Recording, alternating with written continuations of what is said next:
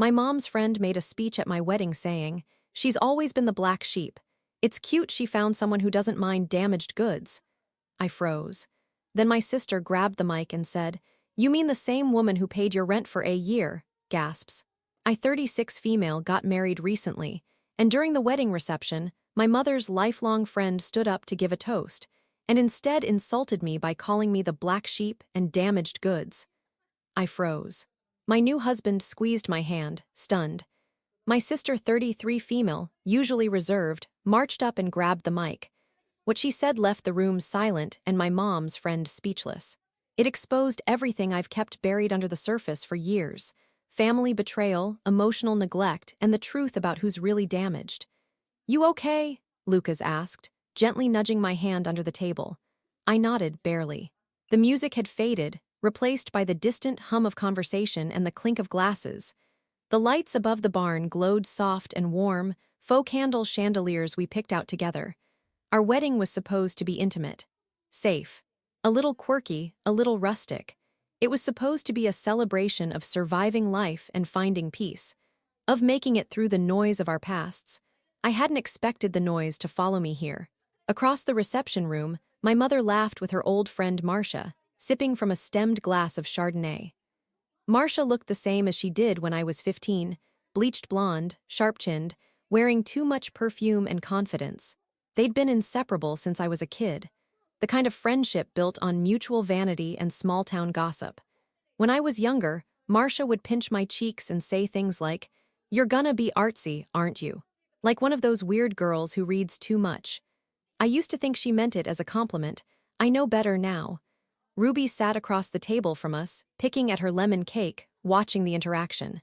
She leaned toward me and whispered, "She's had 3 glasses already. I give her 10 more minutes before something awful slips out." She was wrong. It only took 2. Marcia clinked her glass and stood up. I thought maybe it was a mistake. Maybe she was going to offer a quick congratulations, then sit down. But the DJ turned down the music. People looked up. Cameras shifted toward her. "I just wanted to say," Marcia began, swaying slightly, "how cute this all is." I blinked. "Cute? I've known Noreen since she was in diapers," she continued. "And she's always been a little different, a little offbeat, you know, the black sheep of the family." Someone laughed awkwardly. I felt Lucas stiffen beside me. "But look at her now, all dressed up, married. It's so cute that she found someone who doesn't mind damaged goods." Silence. Actual silence. It was like the air had been sucked out of the barn. I felt heat crawl up my neck. Lucas turned to me, his jaw tight.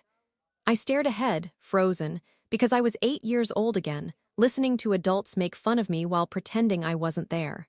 I was 17 again, overhearing Marcia tell my mom that Noreen always looks like she doesn't want to be looked at. It's weird. Then I saw Ruby. She stood up fast, so fast she knocked her chair back and walked toward the mic. "Are you serious right now?" she said. Her voice cracked. "You mean the same woman who paid your rent for a year when your second husband kicked you out for spending all his money on essential oils and seminars?" Gasps. A murmur rippled through the guests. "Yeah, remember that?" she went on. "When you were crying on our couch, eating Noreen's groceries and wearing her clothes because you had nothing. The woman you just called damaged opened her home to you. She gave you everything, you owe her." She didn't yell, she didn't need to. Marcia stood there frozen, face flushed. The DJ gently took the mic back. A few people applauded nervously. Marcia retreated toward the back exit, clutching her wine glass. My mom was motionless, stone-faced, lips pinched tight. Ruby came back to the table and sat beside me. "Sorry," she said quietly, almost embarrassed. But I couldn't speak. I just reached for her hand. After the reception, Lucas and I stayed late cleaning up with the planner. The staff moved around us, stacking chairs and blowing out candles. He brushed my hair back from my face, kissed my forehead, and asked, "Do you regret inviting her?" I didn't answer. Not then. I hadn't wanted Marcia there, or honestly my mother. But my mom guilt-tripped me into inviting both. Said it was the respectful thing to do, that I owed it to the people who watched me grow up. No one ever talks about what you owe yourself at your wedding. Growing up in Colorado Springs, I always felt like a shadow version of a daughter. My mother wasn't mean, exactly, just cold, image-obsessed, judgy in the way women sometimes get when they feel they've sacrificed too much. She resented my differences. My shyness, my love for books over makeup, my habit of asking uncomfortable questions instead of smiling through family dinners. When I was 14, my dad left for a woman 10 years younger. I still remember hearing him say, "Val, you wanted a family, I wanted a life." He walked out and didn't look back. It crushed me. My mom pretended it didn't. She just doubled down on hosting brunches and criticizing me. She'd say, "Your sister's going to marry rich and you'll be living in a commune somewhere with cats." It was always jokes like that. Light insults, little dogs that no one else noticed. They just laughed along. By 19, I dropped out of CU Boulder, moved to Seattle, and tried acting. For 5 years, I drifted between roommates, open mics, and heartbreaks. Then came the panic attacks. Then they call home. I moved back in at 28, ashamed, broke, and unraveling. My mom gave me 2 months to get it together. Ruby was the only one who asked me, "What do you want?" Not what she wants. You.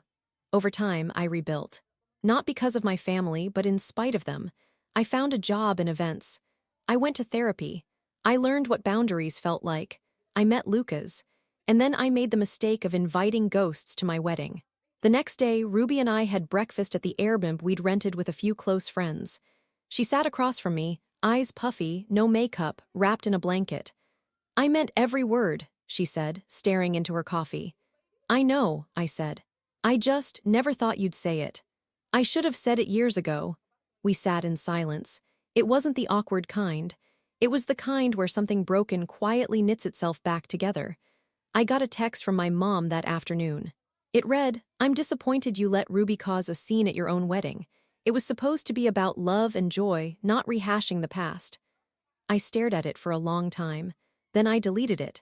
She never asked if I was okay. Marcia tried too. Her text said, "Sorry if I said something wrong. It was meant to be funny. You're too sensitive sometimes." I blocked her. For good. Lucas's mom, Denise, called me later that day. Her voice was soft, kind, real. "I know that was hard, but you handled it with grace," she said. "And Ruby, well, she's got your back. That's something." There's still more to tell. A lifetime of dynamics, of roles we were forced into. And I'm not sure I've truly figured out where it all ends. But for the first time, I feel like I'm not the one apologizing anymore. I didn't sleep well that night. The adrenaline had worn off, but my mind wouldn't let go. Every time I closed my eyes, I heard Marcia's voice again, damaged goods, like it was branded into the back of my skull. I'd spent so many years trying to shed that label. And in less than 30 seconds, she had dragged me right back into it. Lucas slept soundly beside me, his arm resting over my waist like a weight grounding me to the present. But my thoughts kept drifting backward. To my childhood bedroom with the creaky ceiling fan. To the way my mom would tell people I was sensitive whenever I cried. In the summer, I asked if I could see a therapist, and she said, "What do you need therapy for? You're not crazy." I got out of bed quietly, wrapped a blanket around my shoulders, and stepped out onto the balcony of the Airbnb. The air was cool, mountain air, sharp and honest. The kind that made you feel small, but in a comforting way. A few minutes later, I heard the door creak behind me. Ruby padded out barefoot, 2 mugs in hand. "Brought you chamomile," she said. "Not exactly wine, but better for your cortisol." I smiled, took the cup, and scooted over on the wicker loveseat. She sat down next to me, sipped, and said nothing for a while. "I meant to say it before," she murmured. "At the reception, but everything was happening so fast. I'm proud of you." I turned to look at her. Proud of what? That I let them treat me like that for years? "No," she said. "That you still turned out good." That hit me harder than anything Marcia could have said. Ruby hadn't always been like this. For most of our childhood, she played the role our mom assigned her. Perfect, social, the golden one. I didn't blame her for it. She was a kid trying to survive just like I was. But I think we both started waking up around the same time. It happened the year she graduated college and moved in with her then boyfriend, Shane. Our mom loved Shane. Polished, ambitious, real estate money. On paper, he was everything my mom dreamed of. But Shane was a nightmare behind closed doors, controlling, cold, and dismissive. I remember when Ruby called me crying, saying he told her she was lucky someone like him even put up with her. I told her to come stay with me. She did, for 6 weeks. We sat on my old couch watching reruns of Law and Order, splitting frozen pizza, and not saying much. That's when she finally told me she was scared of becoming like Mom. of not knowing how to love without performance. That was the start of us becoming sisters again. Back in the house, I scrolled through my phone. Messages poured in, some from guests expressing shock, others offering support. One from an old college friend said, "That was the realest wedding I've ever been to." I didn't know if that was a compliment or a tragedy. Lucas came out a little while later, hair messy, hoodie zipped to his chin. "You guys planning to come back to bed, or is this a new sisterhood moon ritual?" He teased, rubbing sleep from his eyes. Ruby rolled her eyes but smiled. "Give us 5 minutes. We're talking about trauma." He kissed my forehead and went back inside. Later that afternoon, after the final cleanup and brunch, I sat alone in the parking lot of the venue.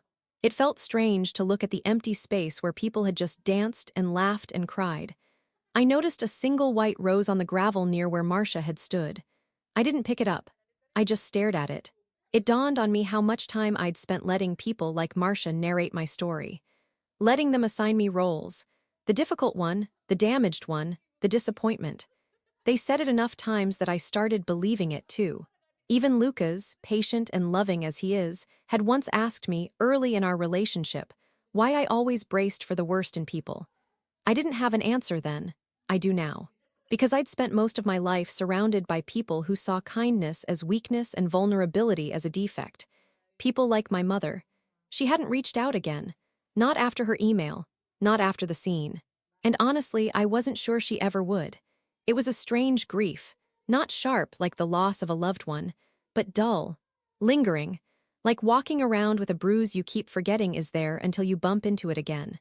And I bumped into it constantly, in photos, in songs, in the way I caught myself second-guessing how much of the wedding was still respectable after what happened.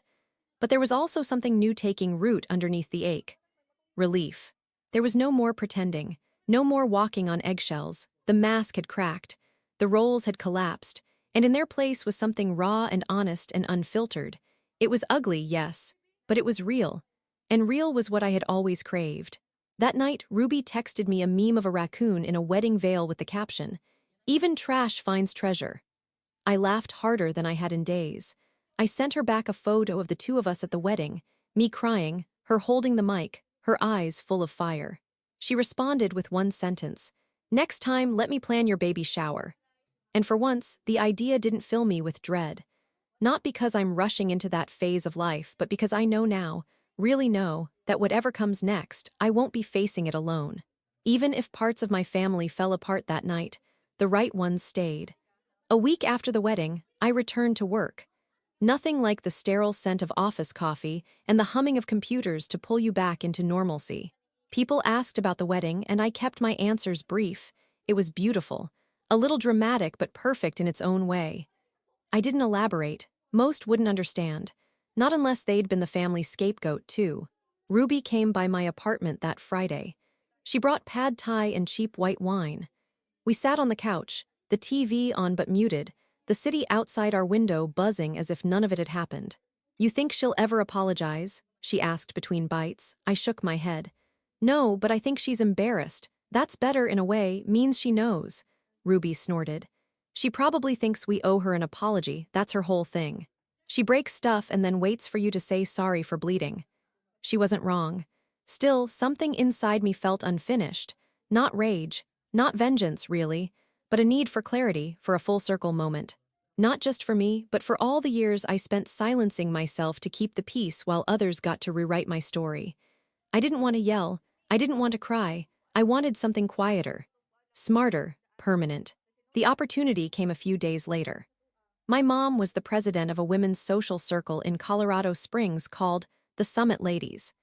It was their pride and joy.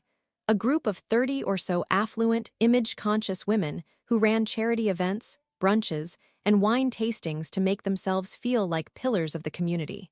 I had no doubt Marcia was still a card-carrying member, too. They ran a newsletter. Each quarter, they featured a local story under the Women of Resilience section, usually someone who had overcome illness, or started a business after loss, or something feel-good and safe. Ruby had a friend, Natalie, who worked on the design team for that newsletter. She owed Ruby a favor. "Let's give them a real story," Ruby said. I hesitated. It felt petty at first. But then I thought about all the years my mom had spun half-truths about me to their circle. Noreen's just figuring things out. Or, she's more of a free spirit, not really a career girl. No more shrinking. No more silence. So I wrote a piece. It was titled, "The Black Sheep and the Blessing of Becoming Her Own Shepherd."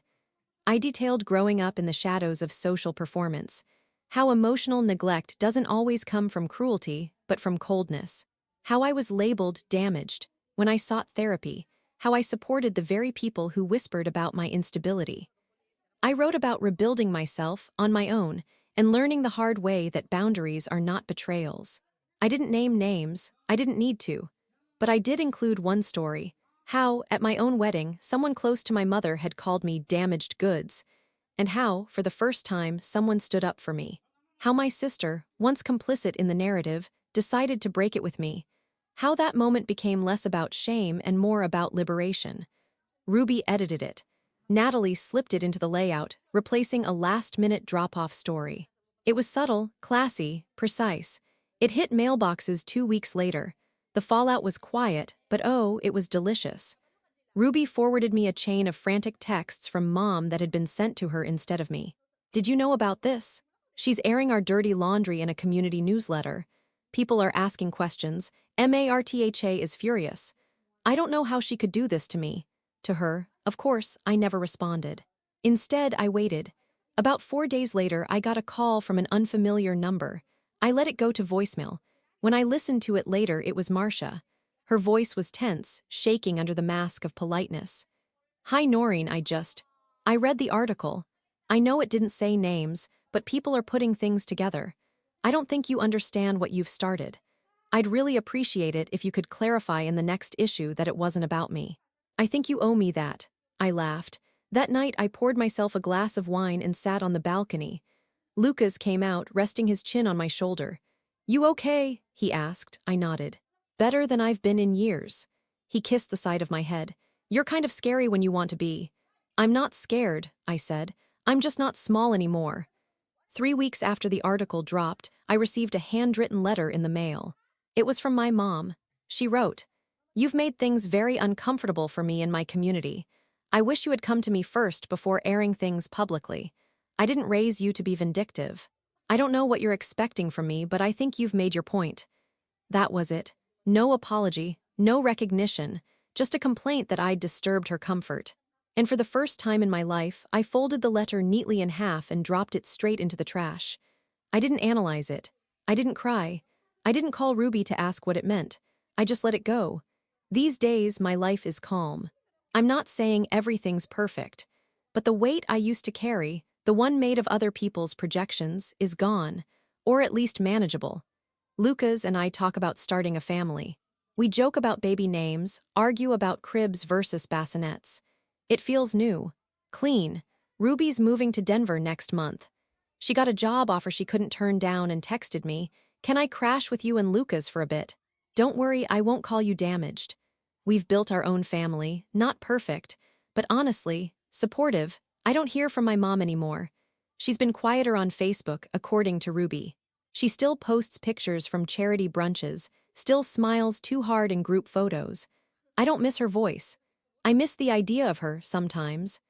The fantasy version of a mother who would have clapped when I stood up, instead of whispering that I looked too tired. But fantasies aren't fuel. Truth is. And the truth is, I survived people who never thought I would. I married someone who sees all of me and calls it worthy. I stopped apologizing for being difficult when really, I was just deep. The revenge wasn't cruel. It was clear. Exposure. Living better, not out of spite, but out of defiance to the smallness they wanted me to live in. And that, more than anything, was enough.